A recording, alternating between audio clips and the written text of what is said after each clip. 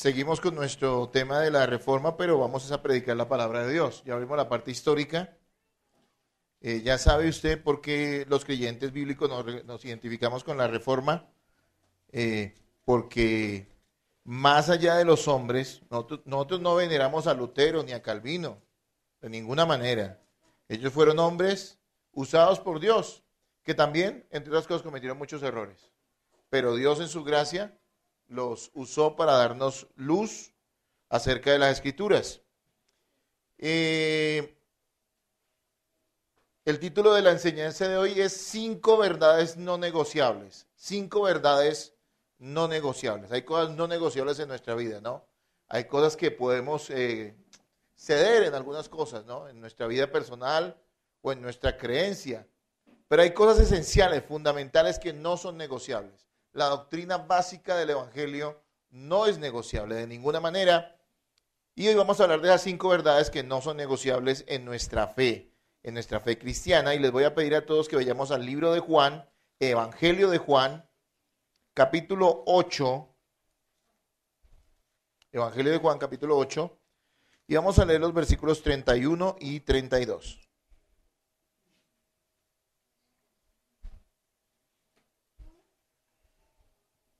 ¿Lo tienen? Está hablando nuestro Señor Jesucristo. Dice, dijo entonces Jesús a los judíos que habían creído en Él, si vosotros permanecéis en mi palabra, seréis verdaderamente mis discípulos y conoceréis la verdad, y la verdad os hará libres. Por favor, lean los 2 versículos de ustedes en un coro bonito. Ahora.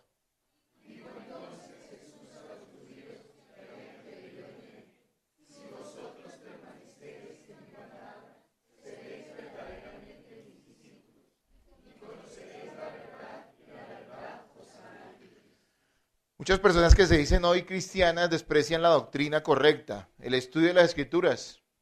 Ven con terror el que las personas empiecen a hablar de doctrinas fundamentales.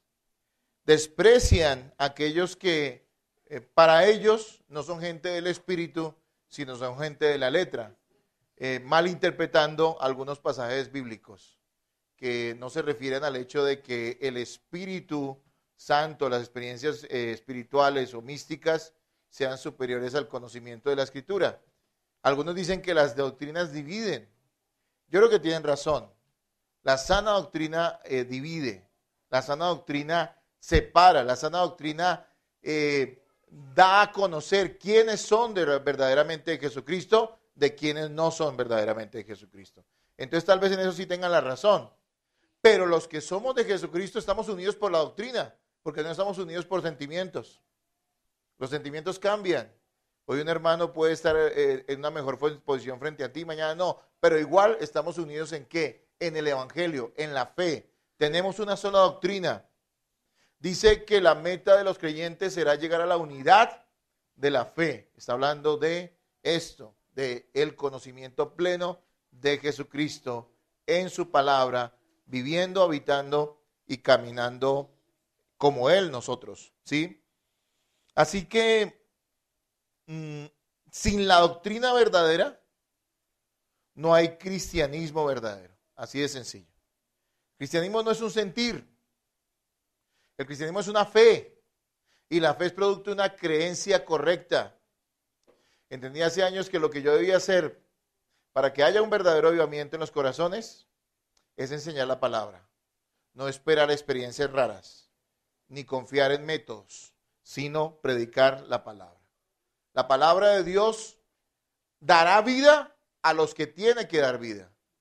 No dará fruto donde no tiene que dar fruto. Ella realmente sabe distinguir entre lo que es verdadero de lo falso y de quiénes son verdaderos hijos de Dios y de quiénes son simplemente personas que presumen fe en Jesucristo. Por supuesto, entiendo a algunos que le temen a la doctrina sana, porque es un obstáculo para muchos que se dicen ser cristianos el hacer lo que les parezca con el mensaje del Evangelio. Entonces no les conviene a muchos que la palabra sea expuesta y que las personas conozcan la verdad. Eso fue lo que Lutero hace 500 años hizo. Simplemente, porque no hizo otra cosa, decirle a la gente, esto es lo que la palabra de Dios enseña, y esto es lo que el sistema religioso católico les está enseñando. Compárenlo y sepan si es la verdad. ¿Cuál es la verdad? Porque la verdad está solo en la palabra de Dios. Eso también nosotros debemos hacer hoy en día.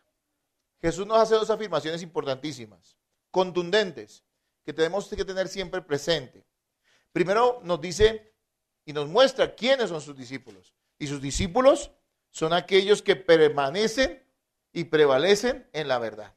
¿Sí? Y dice que esos discípulos son libres, no por otra cosa, sino por el conocimiento acertado de la verdad que es Cristo mismo. Versículo 31, rápidamente, leámoslo. Nuevamente léanlo ustedes para que participemos. Versículo 31, Juan 8.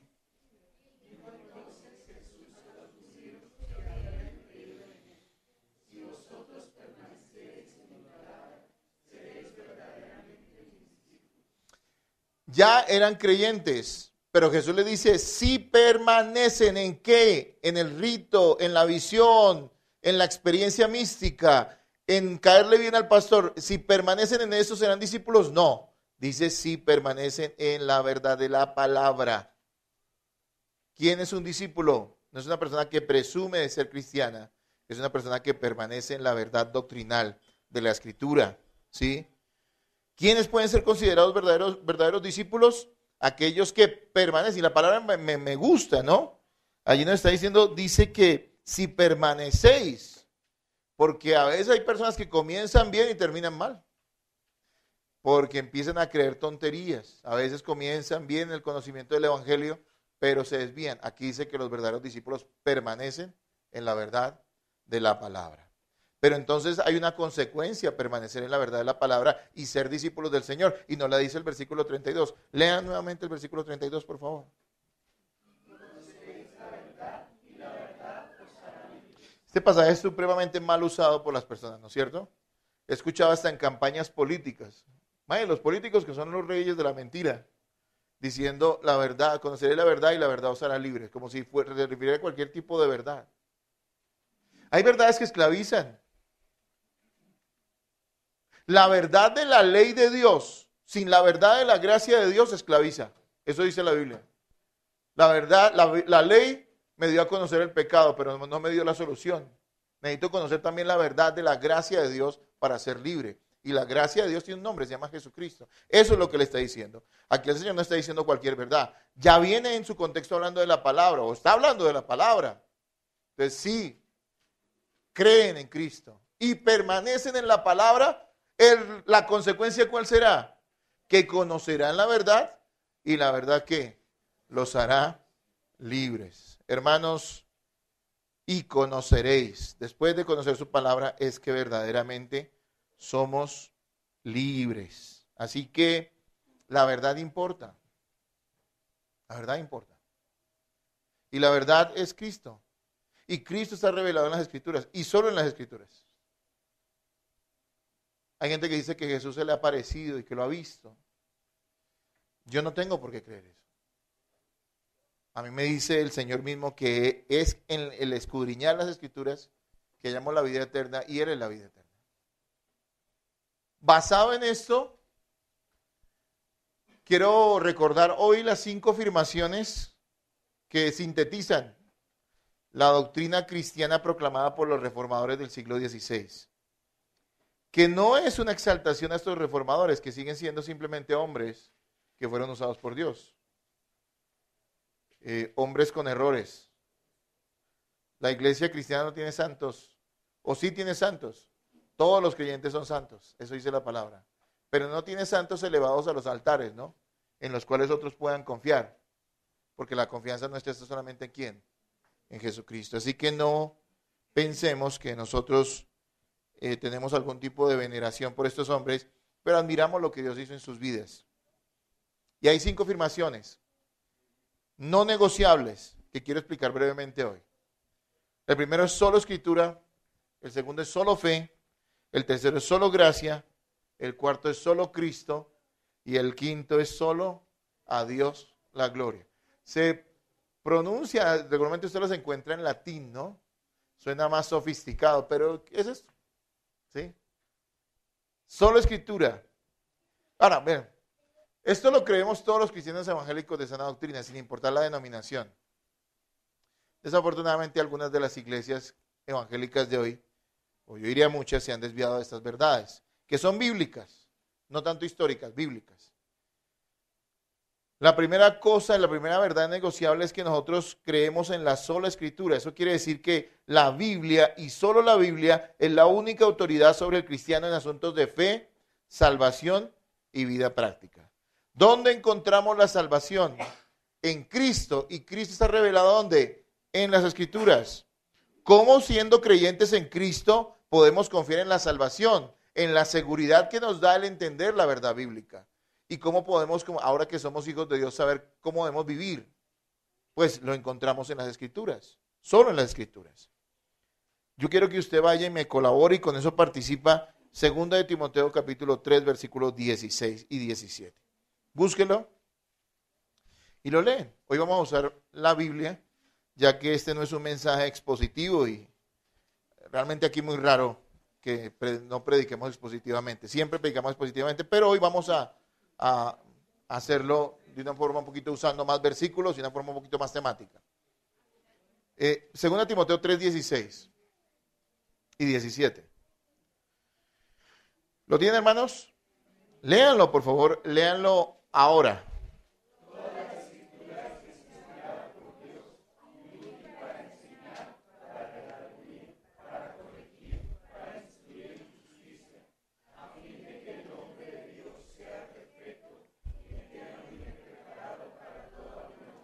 Hermanos, Dios usa la Biblia y solo la Biblia, bien interpretada, eso hay que aclararlo, para santificar y perfeccionar a aquellos que son sus hijos.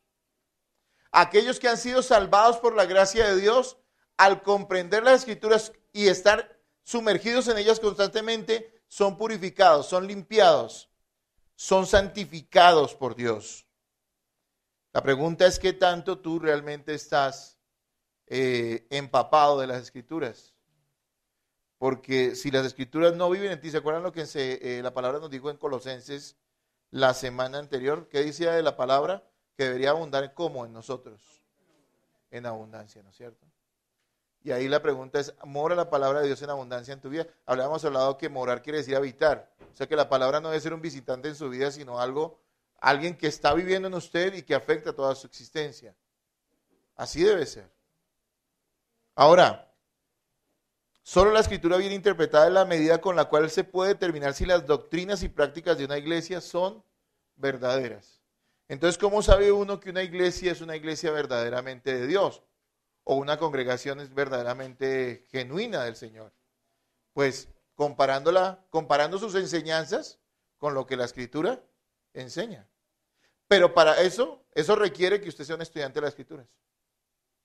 Y eso es lo que mucha gente hoy en día no quiere hacer.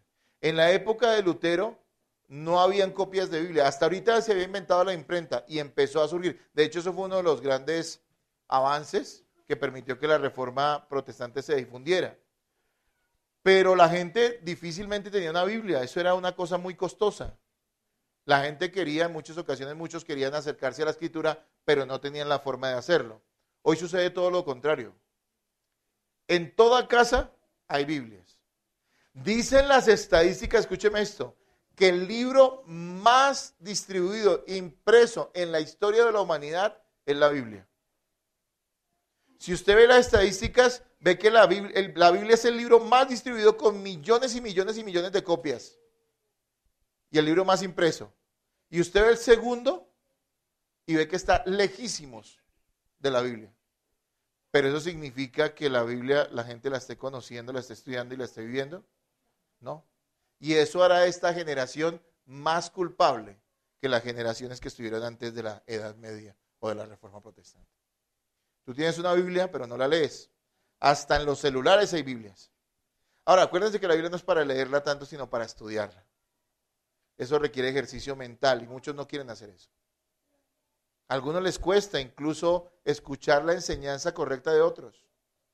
Pero nosotros los cristianos verdaderos amamos la palabra de Dios y atendemos el mandato de Pablo de que la palabra de Dios more en abundancia en nuestros corazones.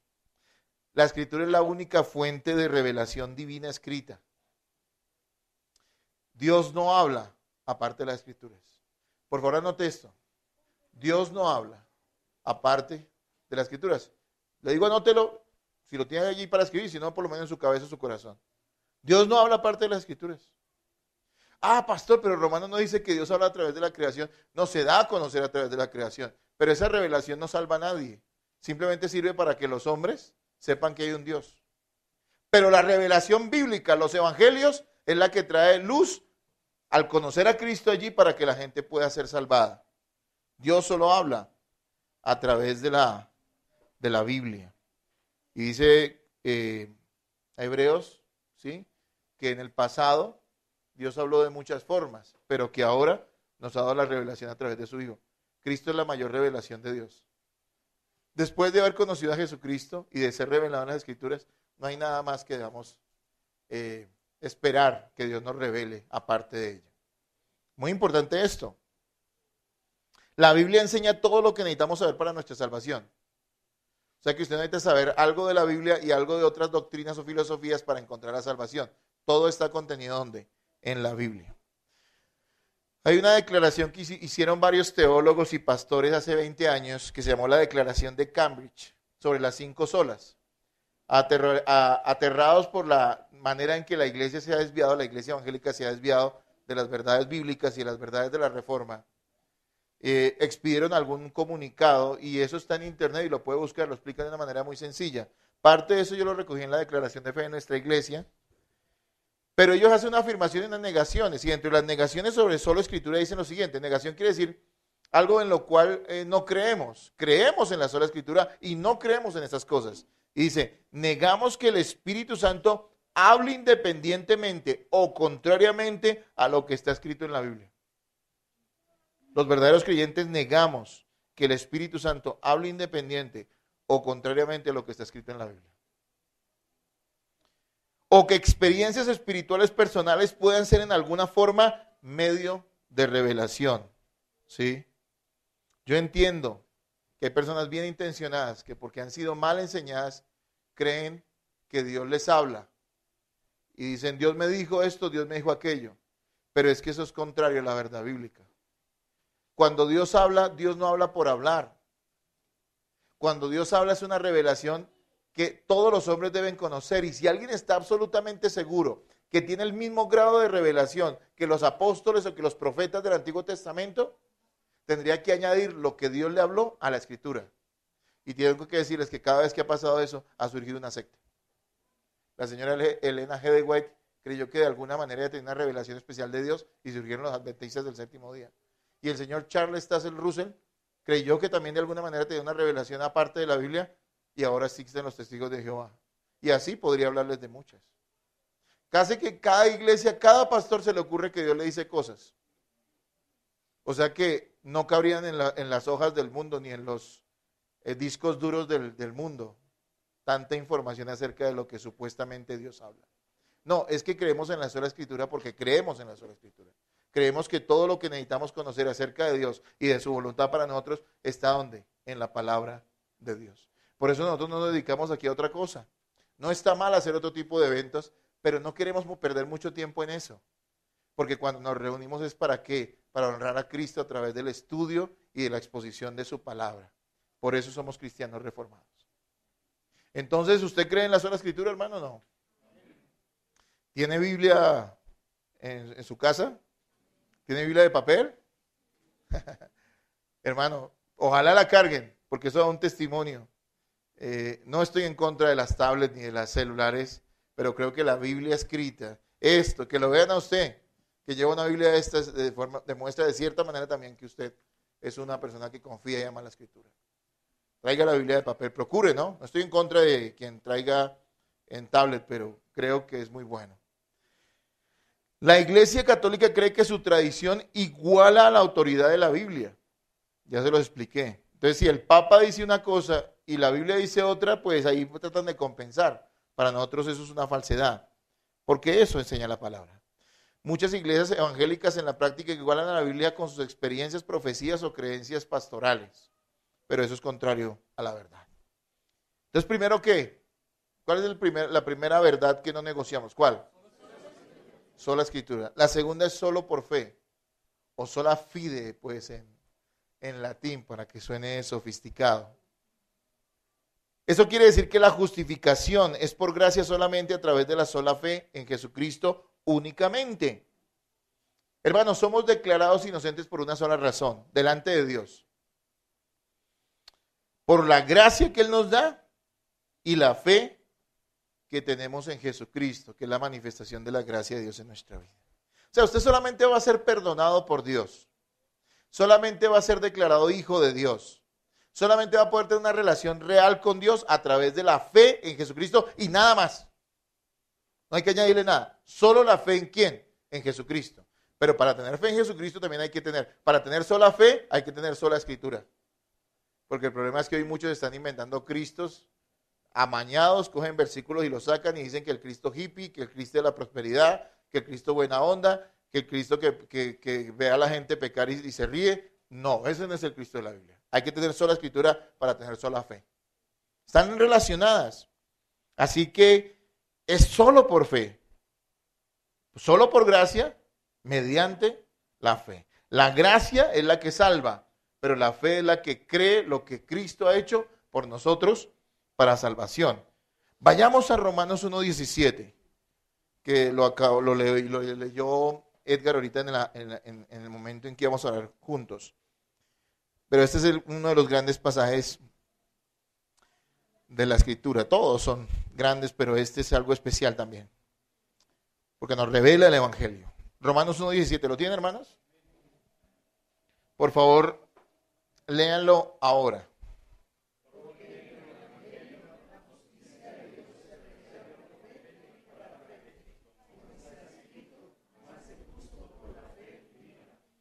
Solo por la fe en Jesucristo es que Dios da vida a aquellos que creen.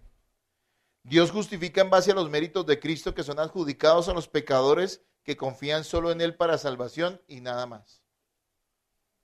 Tú no tienes una vida justa, ni puedes vivir una vida justa delante de Dios. Pero Jesucristo sí vive una vida justa por ti. Si tú confías en que Jesús lo hizo, entonces Dios va a contarte a ti esa justicia de Cristo a favor tuyo. Y verá en ti, no tu vida pecaminosa, sino verá a Cristo justificando todas tus maldades por su vida santa y maravillosa. Así que Dios nos perdona y acepta como hijos solo por la fe que ponemos en Cristo, exclusivamente en su obra redentora y nada más. Y dentro de la declaración de Cambridge que he citado, hay otra negación sobre esto. Negamos que la fe salvadora emerge del corazón del hombre pecador. Mire qué interesante esto. Qué importante. La fe salvadora es un don de Dios. Algunos hermanos que tienen una doctrina errada, digo yo, aunque reconozco que muchos de ellos pueden tener de todas maneras una fe sincera en Jesucristo, los hermanos arminianos creen que la fe es algo que nace del corazón del pecador. Nosotros por la Escritura sabemos que no es así, que la fe es un don de Dios. Que no fue que usted fue tan bueno o que fue tan especial o que tuvo la sensatez en un momento dado de su vida para reconocer que el mensaje del Evangelio era cierto. No, porque usted estaba muerto de sus pecados. Fue Dios quien le concedió la gracia salvadora y le otorgó fe para que pudiera creer en Jesucristo. Así que eso nos diferencia de algunas otras corrientes cristianas. Pero estamos seguros que esto es lo que enseña la Escritura, la Biblia. Dice lo siguiente. La fe salvadora es un don de Dios y como tal es solo Dios quien la da libremente a quien Él quiere. El hombre muerto en sus pecados no puede generar tal fe para creer en y creerle a Dios. Esto es un regalo de la libre voluntad de Dios y la base de la fe es el testimonio de Dios, el cual está revelado en la santa palabra. ¿Por qué creemos? Porque la palabra de Dios lo dice. Si no lo dice, no tenemos por qué creerlo y no deberíamos creerlo. Y si creemos en asuntos de fe, de salvación y de vida práctica, en cosas que no están en la Escritura, pecamos. Porque lo que no proviene de fe es pecado. Y se está refiriendo a la fe que viene de ¿qué? Del conocimiento bíblico. ¿Cómo vivimos la vida en el hogar, en nuestras casas? Tenemos ya un marco porque lo hemos conocido en las Escrituras y así se aplica en todas las áreas de nuestra vida. La Iglesia Católica cree que además de la fe en Cristo hay que cumplir los sacramentos, que son como 9 de ellos, ¿no? La Iglesia cristiana entendemos 2 mandatos de Dios, claro, Santa Cena y bautismo en agua. Pero ellos le meten extrema unción, para el que está muriendo le echan aceite, matrimonio para los que se casan, orden sacerdotal para los que van a ser curas, confirmación, que no sé qué confirman, pero algo confirman que están lejos de la Biblia, primera comunión creo que es, ¿sí? Esa cosa, bueno, que es la excusa para parrandear, ¿no? Esa es la primera comunión, suena chistoso y no quiero ser tan ofensivo, pero es que es la realidad. Entonces, no, hay que guardar los sacramentos, hay que hacer obras de caridad y hay que confesarse y pagar penitencia. Cristo no perdona los pecados en el catolicismo. Ellos dicen que sí, pero que igual usted tiene que pagar unas penitencias. Entonces las penitencias que el cura le dice, bueno, usted pecó tal, entonces hágame el favor, se reza 10 Ave Marías y 50 Padre Nuestros. O si es muy grave, sube a Monserrate de rodillas. O no sé qué pondrán, pero algún tipo de esas cosas. No, eso es contrario a la sola fe, que es una verdad no negociable para nosotros. Muchas iglesias evangélicas tienen la idea de que la vida de obediencia de un creyente y su utilidad en la iglesia son virtudes que se añaden a la fe del cristiano para que sea aceptado por Dios. Suena tan noble decir que alguien puede perder la salvación, pero es tan herético, tan alejado de la verdad, tan ofensivo para Dios, como creer que Dios nos puede salvar por gracia, pero que sostenemos nuestra salvación por obras. Y mucha gente está diciendo desde los púlpitos, cuide su salvación. Yo me acuerdo de un mensaje cuando llegué a la iglesia hace años. Muchos evangelistas puertorriqueños habían en esa época y decían, Cristo viene y si lo coge en pecado usted se queda. ¿Sí? Hermanos, todos de una u otra manera estamos pecando a diario y no deberíamos hacerlo, pero estamos luchando contra el pecado. Es la gracia la que nos cubre, nuestras acciones buenas. Además, si tú necesitas hacer algo para conservar tu salvación, dime qué tanto tienes que hacer y qué tan poco, o cuál es el mínimo para que puedas estar seguro de que eres salvado, de que permaneces en salvación. Eso no existe, ni está en la Biblia. Entonces, ¿cuál es la primera verdad que no negociamos los cristianos? La primera. Y la segunda verdad que no negociamos es solo fe, solo confianza en Jesucristo. Es suficiente y nada más para ser perdonados por Dios. La tercera verdad es solo por gracia. Solo por gracia. La salvación es un regalo de Dios. Mire, se lo digo de la manera más sencilla. La salvación es un regalo de Dios. Porque Él así lo ha querido. Mire que hasta los regalos que nosotros damos no son de gracia. En Navidad, ¿usted quién le da regalo? ¿A quién? Usted dice, bueno, hasta donde me alcance la plata, dicen algunos. Y es verdad. Pero uno por lo regular le regala a la gente más cercana, más querida. Obviamente sé que a veces no hay todo el dinero para dar a todo el que uno quisiera darle regalo. Pero miren que ya ahí no hay gracia. Ya ahí uno tiene una preferencia. Los regalos de Dios no tienen preferencia porque es que todos no se lo merecen.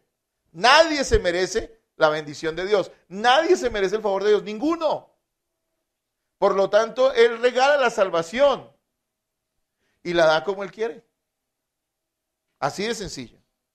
Le otorga fe a quien Él quiere. Y entendamos, no hay ningún mérito en el ser humano para que Dios se fije en él. Alguien decía, si algo aportamos para la salvación, es el pecado. Pero nada más. Y eso es una manera irónica de decir que no aportamos nada. Hermanos, la salvación es un regalo que Dios da únicamente porque Él así lo ha querido. Vamos a Efesios 2:8, hermanos. Efesios 2:8. Búsquenlo.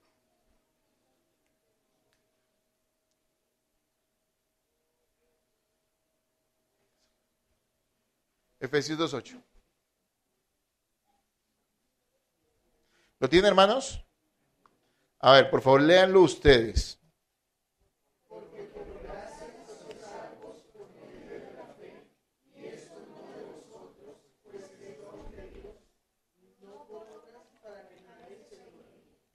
Bien, los hermanos están en el Espíritu. Yo solo les dije 8, pero se fueron hasta el 9. Bien. Porque por gracia sois salvos por medio de la fe, y esto no de vosotros, pues es don de Dios. No por obras, para que nadie se gloríe. Es que la condición pecaminosa de cada ser humano es tan baja que no hay forma en que puedan recibir algún beneficio de Dios por mérito propio. Siempre lo he dicho, ¿no? Es que mi mamá fue una buena madre, pero no es un mérito. O sea, no se puede esperar más de alguien que tiene un hijo que lo cuide bien y que haga todo lo que pueda por él. ¿Sí o no? ¿Es un mérito? Más bien termina siendo una abominación si no es una buena madre. Una abominación, una cosa contraria a la naturaleza. O un buen padre. Eso no quiere decir que los hijos ahorita excusen para no darle regalo el día de la madre a su mamá. Si reconozcanle que la viejita se ha portado bien. Pero ¿saben una cosa? No es un mérito. Ni es un mérito que usted vaya a la iglesia. Algunos creen que le hacen el favor a Dios, ¿no? No. Ni es un mérito que usted se porte bien. Pero portarse bien es una cosa muy de doble filo, porque algunos se portan bien de acuerdo a lo que el mundo les dice que es portarse bien. Pero nosotros no tenemos unas reglas morales. Nosotros seguimos, ¿qué? La palabra de Dios. Para el mundo, que usted se porte bien es que sea tolerante. Es decir, que la gente haga lo que se le dé la gana y usted no dice nada. Para la Biblia, usted no puede callar la verdad, ni puede ser partícipe de las tinieblas de los demás. No puede llamar a lo malo bueno. Entonces, hermanos, muy importante es que la única forma en que pecadores muertos y perdidos puedan ser perdonados es por iniciativa y generosidad exclusiva de Dios. Es por generosidad exclusiva de Dios. Miren, la enseñanza final es, la verdad final es solo a Dios la gloria. Si el pecador aporta algo, no es solo la gloria para Dios. También hay algo de gloria para el pecador, que fue tan sensato y tan lúcido que en un momento dado reconoció que lo que Cristo le estaba ofreciendo era la salvación. Es porque es solo por gracia y el hombre no aporta nada, que para Dios es toda la gloria, todo el reconocimiento. Y miremos una negación.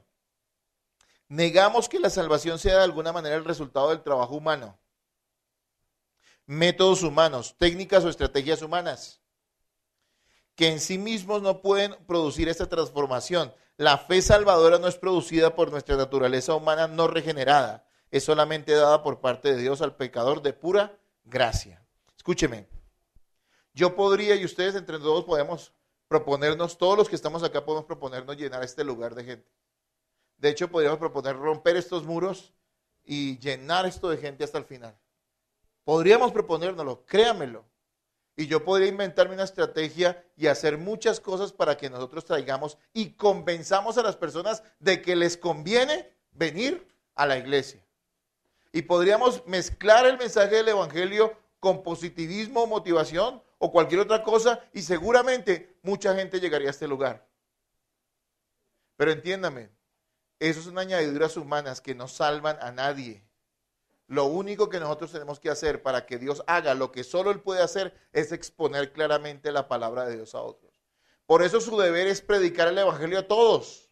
Predicárselo con su vida y predicárselo con su boca también, con sus palabras. No calle el evangelio. Pero siempre que predique el evangelio tenga la certeza y la seguridad de que no es usted el que salva a la persona, que usted simplemente es un instrumento para que Dios les dé luz sobre la verdad de que es solo por gracia y nada más por gracia. Por eso cuando te pares y prediques, y si aún le predicaras a 1000 personas y todas esas personas te rechazaran y rechazaran el mensaje del evangelio, tú podrías regresar a tu casa con una sonrisa en tu boca y dormir como un niño, porque sabes que predicaste correctamente la palabra y que si ellos no se salvaron es por causa de su maldad pecaminosa. Porque cuando Dios manifieste su gracia, no importa quiénes sean ellos, si Dios quiere salvarlos y los ha de salvar, les dará la fe para hacerlo después de que tú has predicado correctamente el evangelio. Por eso no estamos afanados en llenar lugares y le damos gracias a Dios por cada persona que Él trae a este sitio, porque entendemos que es Dios quien lo ha hecho, no nuestra habilidad ni nuestro buen feeling, ni siquiera la apariencia del pastor, porque eso los alejaría más bien, ¿sí? Es la gracia de Dios. No hay técnicas para salvar a nadie.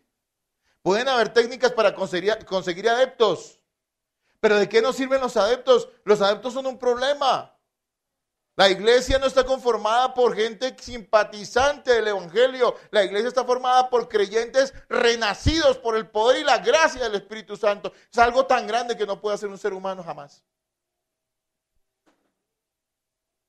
Por eso es más bendecida una iglesia donde hayan 10 salvados que una iglesia donde hayan 1000 inconversos disfrazados de cristianos. Y con esto no estoy criticando a las iglesias porque sean grandes. Porque hay iglesias grandes en otros países que son iglesias verdaderas, bíblicas. Aquí eso no ha pasado todavía. No es porque sean grandes, sino por el mensaje equivocado que predican. Y las técnicas erradas que usan. Porque de alguna manera piensan que le pueden añadir algo a la gracia de Dios para ayudar a esa gracia a que salve a los pecadores. Hermanos, es solo por gracia. Y qué bueno es que es solo por gracia. Porque si fuera por nuestros méritos, ¿sabe quién sería salvo de nosotros?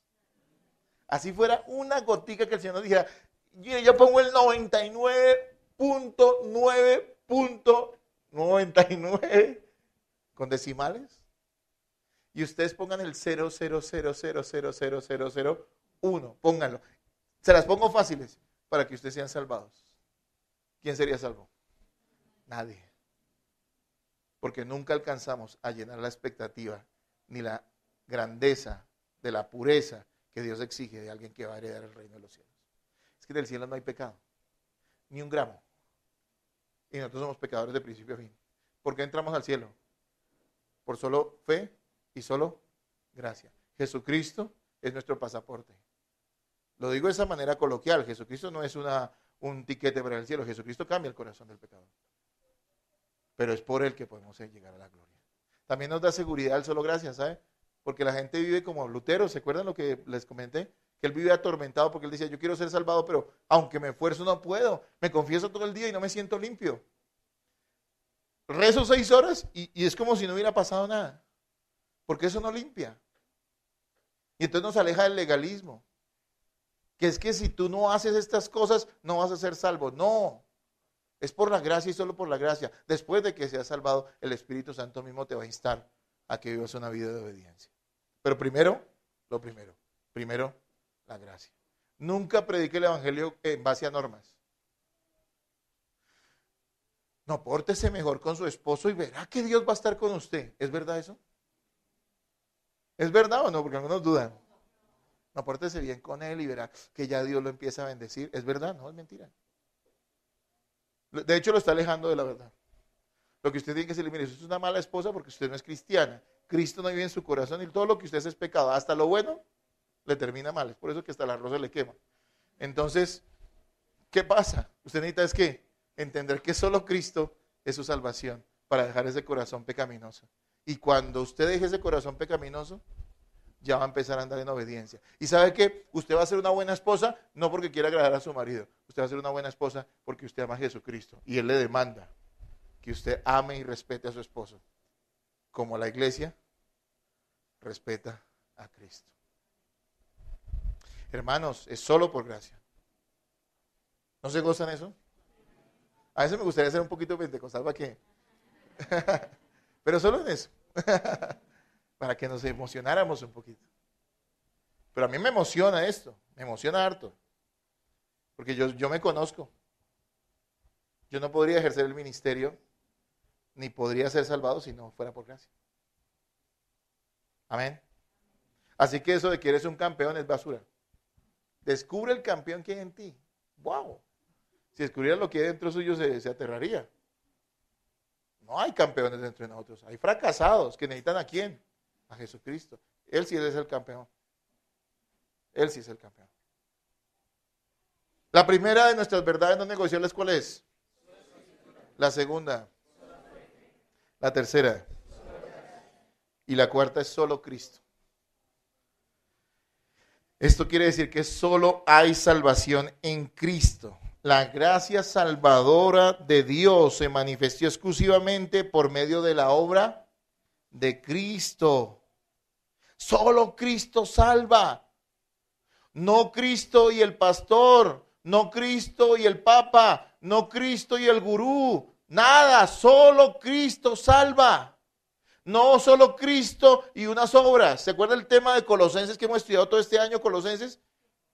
¿Cuál es el tema de Colosenses? La suficiencia de Cristo. O sea, Cristo es lo único que necesitamos para ser salvados. Y es el único que necesitamos para vivir la vida cristiana. Ese es el tema de Colosenses. Es lo mismo. Solo Cristo. No es Cristo y algo que yo haga. No es Cristo y algo que yo deje de hacer. Es solo Cristo. Y no necesitamos a nadie más para que nos ayude a ser mejores cristianos o a ser salvados. Aclaro, por supuesto que dentro de esa gracia bendita, Dios nos ha ubicado en una congregación. Y sí es cierto que necesitamos de los hermanos para ser santificados. Pero es que los hermanos son una manifestación de la gracia de Cristo, porque Cristo vive en ellos. Así que solo Cristo. Nosotros simplemente somos herramientas para ayudar a los demás. Entonces, ¿qué dice 2 de Timoteo 2:5, hermanos? Búsquenlo. Hasta el 6. 2 de Timoteo 2:5 al 6.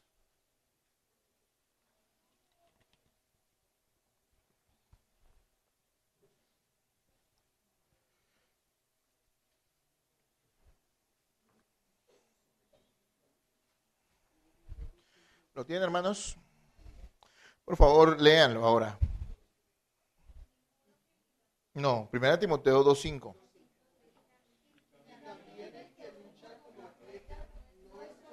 No, hermanos, espérense. 1 Timoteo 2:5.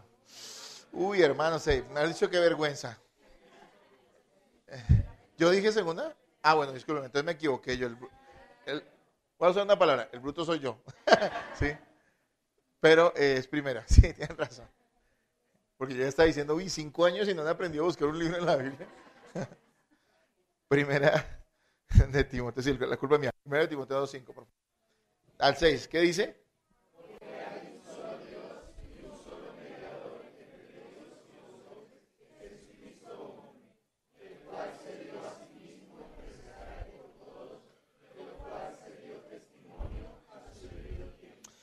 Hay un solo mediador y se llama Jesucristo. Y no hay nadie más.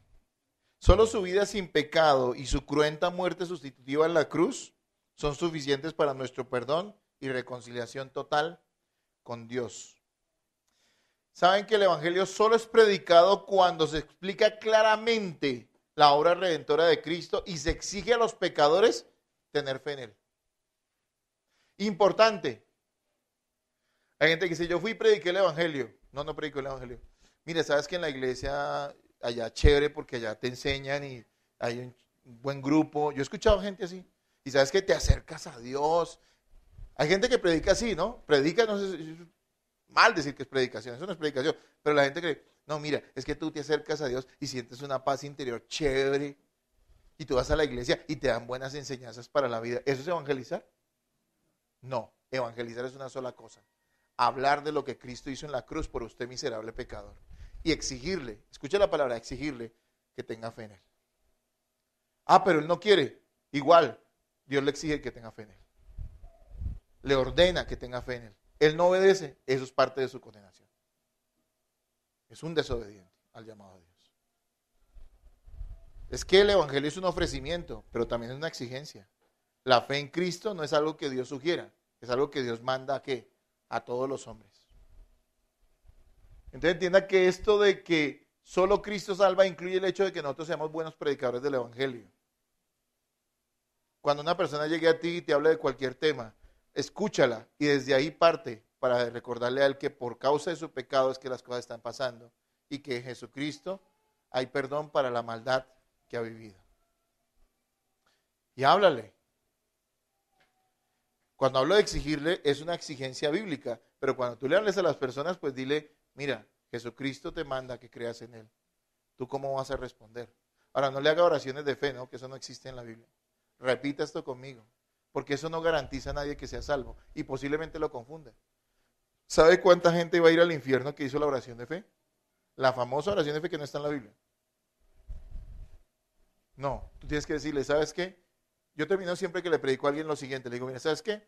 Si tú creíste verdaderamente lo que te acabo de explicar, que está en la Escritura, tú vas a empezar a querer caminar con Dios. Y lo primero que vas a hacer es empezar a congregarte, a estudiar la Biblia y a orar. Vas a querer conocer a aquel que te salvó, si verdaderamente ha sido así. Así que si tú ves eso en tu vida, puedes empezar a creer que Cristo te salvó, solo por su gracia, pero puedes empezar a ver ese fruto en tu vida. De otra manera tendrías que volver a recordar lo que hoy te hablé, lo que Cristo hizo en la cruz para que los pecadores que confíen en Él puedan ser salvados y arrepentirte de tu maldad. Es muy importante que hagamos las cosas bien, ¿no es cierto? Porque a veces confundimos a las personas. Si solo Cristo salva, hay que anunciarlo correctamente. No es necesario ningún tipo de confianza en rito, esfuerzo o persona alguna aparte de Cristo para ayudar a la salvación o a la santificación. La Iglesia Católica atribuye a la Virgen, los santos y al Papa poder intercesor para beneficio de los hombres. ¿Sí? Porque la gente ahorita que viene el Papa está buscando que póngame la mano, que écheme la bendición. ¿Por qué la gente hacía eso? Porque creen que eso tiene algún poder especial, que Él tiene un poder intercesor delante de Dios. Aquí dice solo Cristo. La Virgen no es intercesora. La Virgen no es la madre de Dios, es una incongruencia. Si Dios tuviera madre, no sería Dios. Algunos dicen, madre de Jesús, sí, eso fue una labor temporal, una calidad temporal que ella tuvo. La Virgen está en el cielo, pero no por sus méritos, sino porque confió en Jesucristo como ¿qué? Como Salvador, creyó en su Hijo como Salvador. Por eso la Virgen está en el cielo, pero no porque ella haya tenido virtudes propias. ¿Qué es lo que enseña la Iglesia Católica?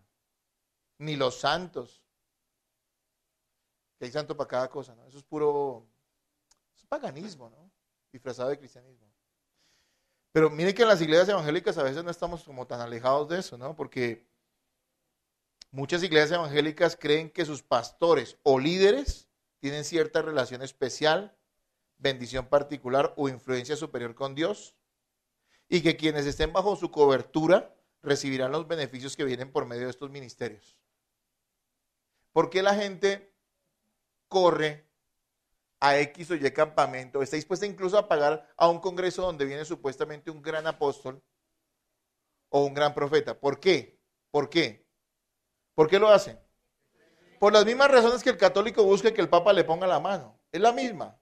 Porque creen que esa persona tiene algo especial que va a ayudar le va a ayudar a estar mejor con Dios o a hacer interceder delante de Dios. Va a recibir una bendición porque es que el profeta, el apóstol o el superpastor me puso la mano o me habló o me dio una palabra. Todo eso es en contra de la sola fe y de solo Cristo, de la confianza exclusiva en Cristo.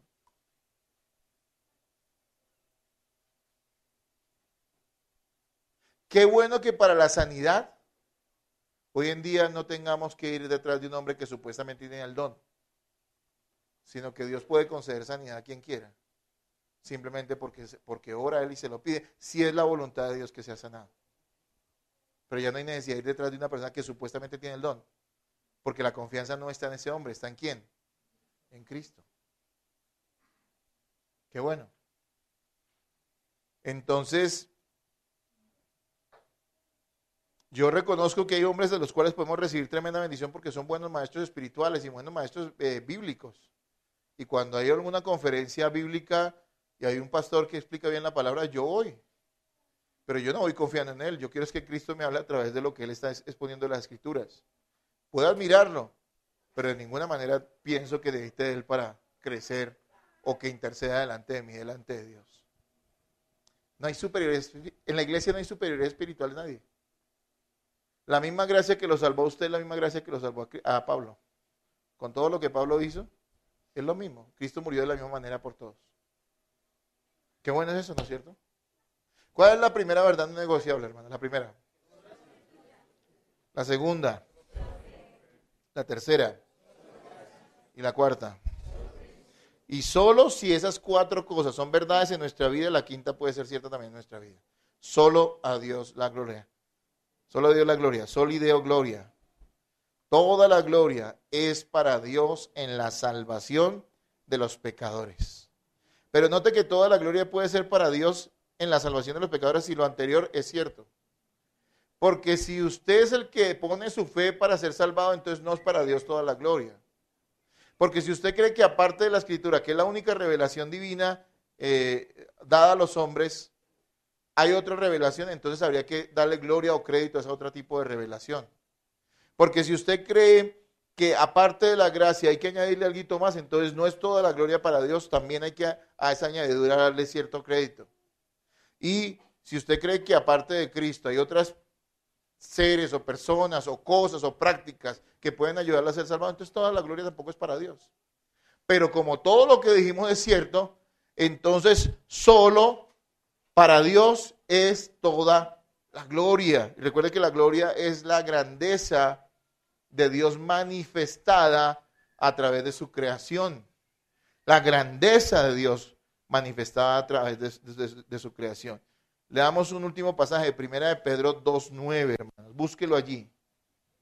Primera de Pedro 2:9.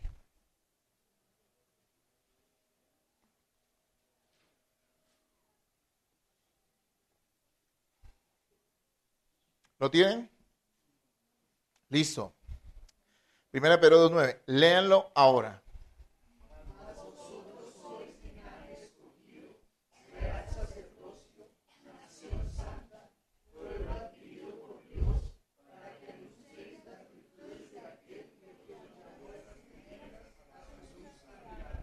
Mire, ¿para qué Dios nos salvó? Es lo que está explicando acá. El propósito de la salvación que recibimos es glorificar a Dios, poner de manifiesto las excelencias o virtudes de su carácter.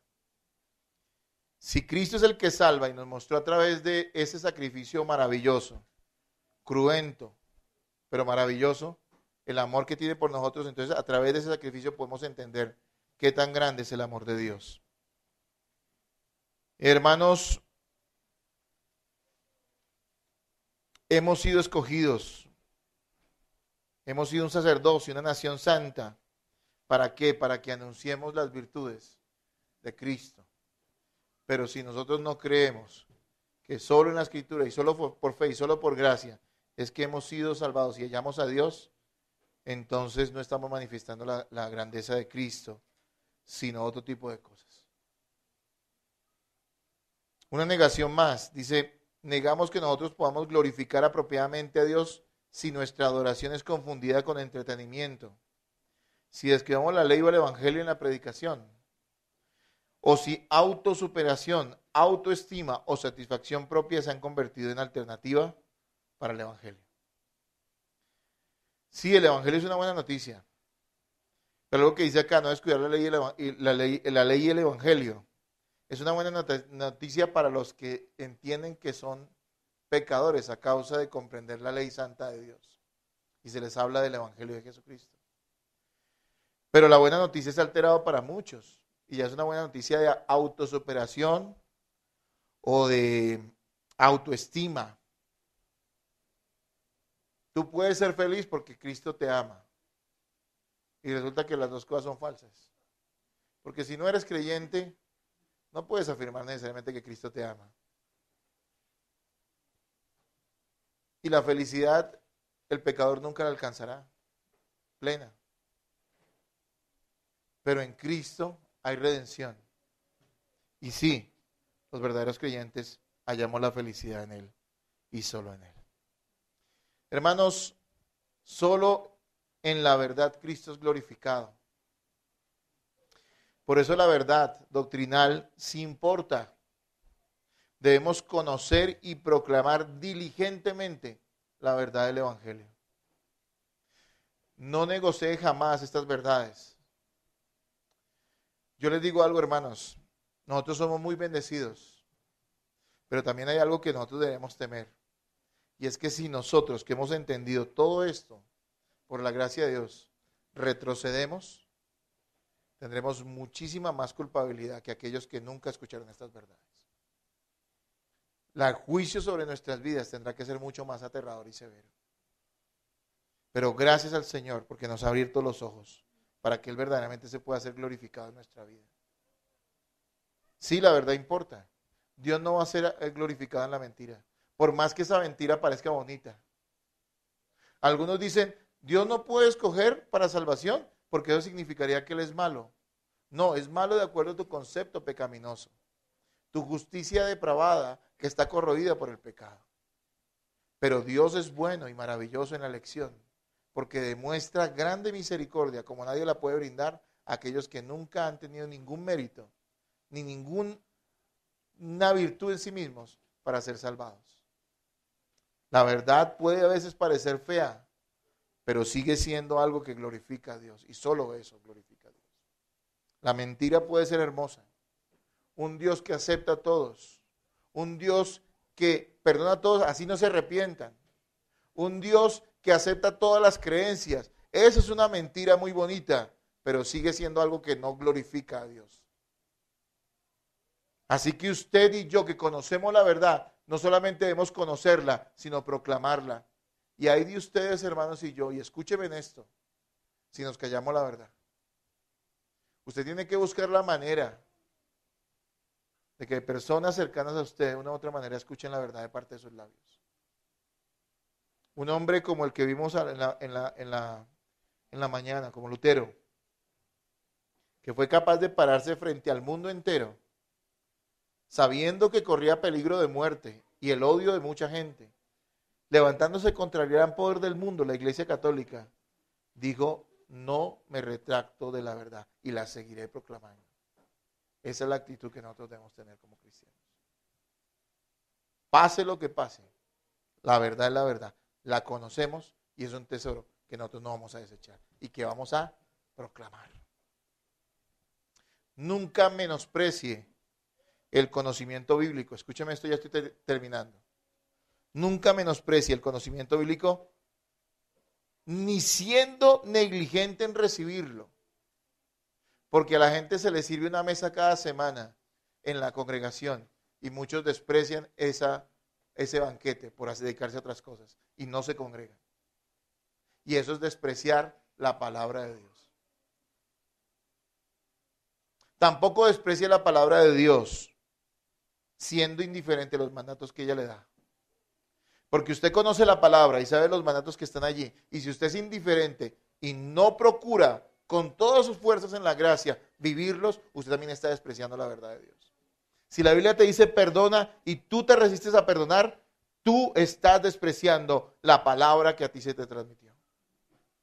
Porque eres necio y duro de corazón. Pero no, nosotros estamos llamados a no despreciar la palabra, a atesorarla. Cada vez que haya una enseñanza, nos reunimos, nos congregamos, la predicación, en los cursos que hacemos en la iglesia para estudiar la palabra. ¿Cuántos han sido bendecidos por este curso que ya está terminando? ¿Han aprendido algo o no? ¿Y ha cambiado su vida o no? Por lo menos la está empezando a cambiar, estoy seguro de eso, en ese aspecto. Entonces, hermanos, nunca menospreciemos la palabra de esa manera. Tampoco la menospreciemos recibiendo mucho, pero aplicando poco. Es una manera de menospreciar también la palabra de Dios.